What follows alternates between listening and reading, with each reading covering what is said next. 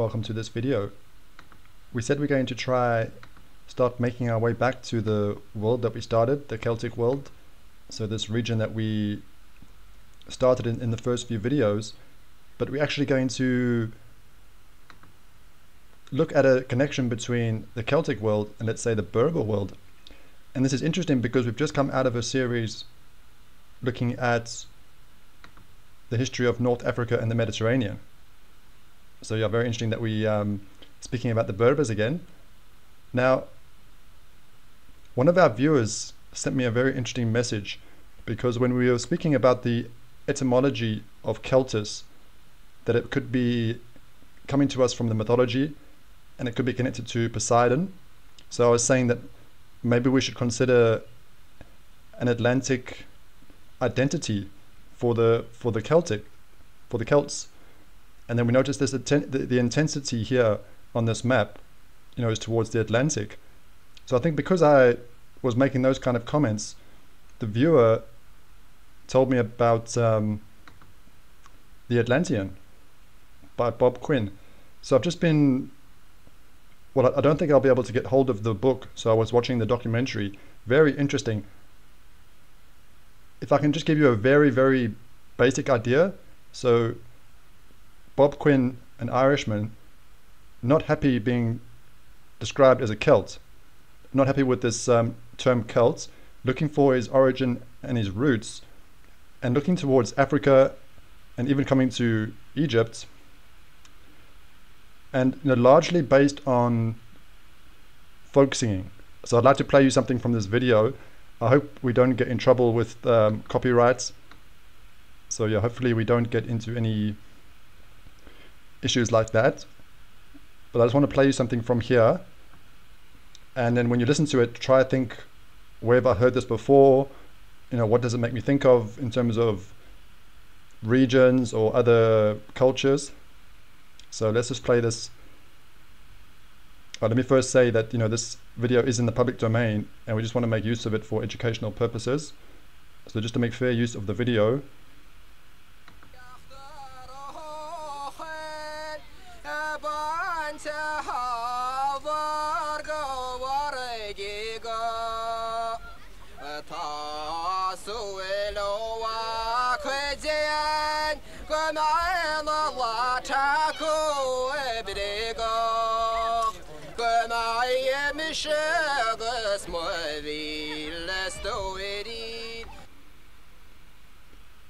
okay, so what did you think about that?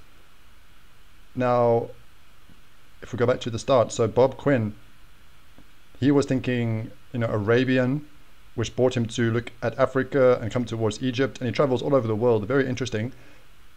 What did you think about the vocals, the folk singing, the Irish folk singing? So that's the reason why we're looking at this page, the Celtic Amazigh Berber connection. And the Berbers refer to themselves as the Amazigh. I'm not going to read this account out. It's very interesting. Just in case you would like to read it, I don't want to spoil it, because it is quite interesting to read. But the basis of it is going to be that you might expect to see these faces in Scotland. But it says here, an Amazigh woman and her nephew from Kabyle region north of Algeria. So the Kabyle are a Berber tribe. So this is the country of Algeria, so North Algeria. And saying you might not be surprised to see these faces in Scotland. And there's a few other interesting connections that are made. Let me just go down to read a few of these out. There is still another interesting point about these tribes. Speaking about the Berber tribes, they live a clan life and are known by their clan names, just as the Highlanders of our own country once lived. They have feuds among themselves and unite against a common enemy. They are essentially mountaineers, and that it is probably the main reason why their language has been preserved and why they are so independent.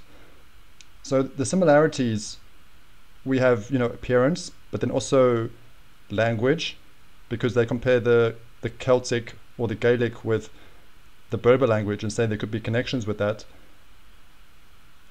So that would be, language, appearance, But then what about, culture? Thinking about this Atlantean with the folk singing. And then there's also a potential for DNA. Now this is going to be, this page is saying Celtic DNA leads back to Africa, finding small percentages of DNA going back to Berbers and Tuaregs. So is there a connection with if we want to say the Celts and, well, that's the term that's, we still need to think about that when we say Celts, because watching this documentary, Bob Quinn not happy being described as a Celt. So we still need to speak about that. But so is the Celtic DNA connected to Africa? But we're speaking about the Irish and the Scots predominantly, in this video. So there's something interesting from this page I'd like to read out. Okay, it says here, Barry Cunliffe, professor of European archaeology at Oxford, has been one of the scientists leading a novel hypothesis that the long accepted migration of Celts, sweeping westwards from Central Europe to the Atlantic during the Iron Age, has got the map of history the wrong way around. Isn't that very interesting? So if we go back to the map, so this long accepted view that the Celts, sweeping to the west, this very reputable professor is saying, have we got it the wrong way around? History the wrong way around. So isn't that interesting if you think about what we've been speaking about with the maps, questioning the maps, asking very big questions, big changes. So that's just interesting the way that was worded. So rather than this crucible for the Breton, Irish, Scots, Gaelic and Welsh languages, says Cunliffe, Celtic probably evolved in the Atlantic zone, the Atlantic zone during the Bronze Age, indeed as the lingua franca of the maritime community. So this is what we were kind of speaking about, or we alluded to, that this intensity of the color seems to be closer towards the Atlantic. So he speaks about an Atlantic zone for the origin of the Celts. So not coming from the west, and it could tie into the work of the Atlantean by Bob Quinn, speaking about a maritime people. But I just thought it was interesting, the idea of lingua franca. I don't know if I'm saying that right, lingua franca, because I just wanted to think about this. So it's like a bridge language, or a common language, or a trade language. This term lingua franca, and I also wanted to read this part. It says that one of the main characteristics of lingua franca is how they often result from conquest and empire building. So I was just thinking about what he says here about if you want to say like an Atlantean zone, a lingua franca in this region, but we don't really have a major empire on the historical record for this region. If I just go to a map, we don't really have an ancient empire for this region, like on the historical record. So it just got me thinking about some things that we've been speaking about on the channel. We looked at this source. So just another researcher out there, I don't know who it is or how reputable they are, but just someone sharing their thoughts. Could the Hittite Empire be connected to the myth of the Atlantis? So this would be connecting the Hittite Empire to the Atlantean world, and then we would have an empire connected to the Atlantic. So just thinking about this idea of lingua franca being spread by either trade, but then also empire building. And was the Hittite Empire an Atlantic empire? So that's why we've been saying that we're questioning this, what we've been presented with here for the Hittite Empire being predominantly in the modern day country of Turkey. We're questioning this because this wouldn't be an Atlantic empire. We wouldn't describe this as an Atlantic empire. But do we have information to connect the Hittites to the Atlantic? And we do have some potential connections. we spoke about this connection between the white Syrians and the white Libyans, but this is being connected by to the Hittites. So that would connect the Hittites with the white Libyans.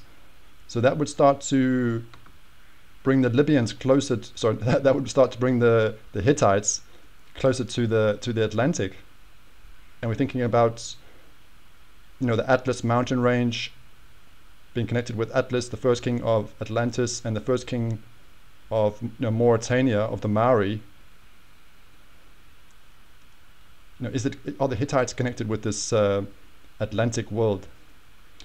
And then that's going to give us good reason to question this, I think. So we'll keep speaking about the Hittites to see what else we can find. And remember that we've been brought on this journey of research with the Cassi Sailor Prince leaving an inscribed monument in the Don Valley of Scotland around 400 BC and calling himself a Hittite. So we have a Hittite presence, but how much of a presence, how much of an influence did the Hittites have on this region? Because that could help with trying to understand and trying to uncover, is the Hittite Empire connected to the Atlantic world? So let me know what you think about that singing and this concept of the Atlantean. It's difficult to know what term to use, Celtic or Gaelic. We'll try and learn about those terms maybe in the next video. What I would like to do to finish this video is speak about languages and geography. So this section will be for those that are enjoying maybe learning more about language families and improving their geography, because it says here that the Hittites were probably Altaic. So let's learn what that means. Okay, so Altaic, it says it's a controversial proposed language family, and it's going to include, if we say regions or peoples that we saw connected to the Hittites in our previous video. If we go to our notes, so we saw the Hittites described as a Turco-Tartar people or a Tartar-Mongol. Now this Altaic language family stretches from the Turkic all the way to Japan. And we did speak about the empire of the Khetans being connected to the Hittites, because of you see these different variations like the Khita and the Kheta. So if we think about this this Khetan Empire, could the Hittites even had an influence going towards Japan? And that's interesting because we have spoken about this before on the channel. I just want to remind you of this source that we used before. Now, scholars were struggling to decipher Hittite. I'm actually still not sure if they are confident that they can decipher Hittite, but for a long time it's been like a mystery to try to decipher the Hittite monuments. But some scholars were using very interesting regions or languages to try to decipher Hittite, and we could learn something from this. There could be like clues here that we need to try to think about. Now they're describing this as fanciful, but to try to decipher Hittite, scholar Captain C.R. Conder was considering Basque. So that's a region of northern Spain. If we just go to the map, so it's a region of northern Spain, or a community of northern Spain. Magyar, so this would be Hungarian, so Hungary, and we'll look at a map now to see that. Finnic. Now this one here, Ugrio, is a word that's going to be connected with Hungarian and the Aryan nations. So let's just look at a map to try see these regions, so we can try to learn that. Okay, so this region here would be the Hungarian. So the Magyar Hungarian would be this kind of language family in this region. This region here would be the Finnic, so Finland, but the family branches out. And what else was there? So yeah, that was Magyar, Hungarian, Finnic towards Finland and the Baltic. But now this other professor, that was a captain. This professor, John Campbell, he tried to create a family of languages which he calls Khetan. Now this is being connected to the Hittites, remember, with these variations, so the Kheta. This is very interesting, this very large family. So again, we see this connection with the Basque. So another scholar considering Basque, so that could be, yeah, like a clue we have to try to figure out. Caucasian, that's very general. Siberian, Japanese.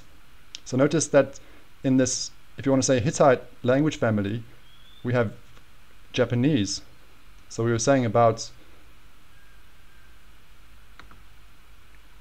the Hittite Empire, did the Hittites actually influence further to the east, maybe even Japan?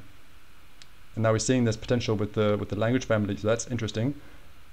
Now we're going to the Native American Indian tribes, Khetan, Iroquois, Choctaw, Muskoka, and then even the Aztecs, so coming towards Mexico. So if we just say the Americas for this language family, very interesting. And then the general summary here, he then finds the literary remains of this great Khetan family, not only in Asia Minor and Etruria. So Etruria, this would be the Etruscans. So the Etruscan civilization in Italy. So just start to see how this could link together, because we actually just came from a source studying the Hittites and the Etruscans. So you can just see how all these different scholars may be, working in different fields, doing different things, but it's like, it's connected. Northern India, so we did speak about that in the previous video with the Hittite Hindus, Siberia and Japan and Mexico. So we might come back to this source, so I just wanted to bring it back onto the channel to remind us, because there could be lots of different puzzle pieces or clues in this, that these scholars were considering these regions or these languages to decipher Hittite. Because if you get what I'm thinking, if they thinking about these languages or these regions, could the Hittites have had an impact in these regions? And then if you think about the Etruscans, let me just show you on a map. If you're new to this and you're not sure about the Etruscan civilization, so the Etruscan civilization in Italy. So you can just start to see, well, let me try to explain what I'm saying. So just in case, yeah, we don't want to assume everyone is at the same point, because we do have new people joining us. So I just want to say, sometimes I forget to welcome the new subscribers, so I'll do that now. Welcome to the new subscribers. Thank you for joining us. Okay, so the Etruscan civilization in Italy. Just think about what we were saying about a Hittite Empire being connected with Atlantis, or if we say that the Atlantean world, so towards the Atlantic. If there is a connection with the Hittites and the Etruscans, we can see how now that's bringing the Hittite influence further to the west. So the Etruscans, and then the other one which is interesting is Basque. So that would be this this region of northern Spain. So we're just finding these little clues, these little bits of evidence to say or suggest, is the Hittite influence further to the west towards the Atlantic? And then we're questioning what we've been presented with here. So yeah, a lot of details in this video. Let me know what you make of this video. We are now going to make our way back to Scotland with thinking about the Cassi prince, because it's saying that he's a sailor. So is he passing by, leaving this monument? It doesn't say that. We can't just say based on this that the Hittites are having a major influence on Scotland, just based on this. So we're going to come back to Scotland to see how much of an influence did the Hittites have on this region? So that'll be the next part, and then we'll also try speak more about these terms like Celtic and Gaelic, trying to learn about that. So thank you for watching this video, and yeah, hopefully we'll see you in another video.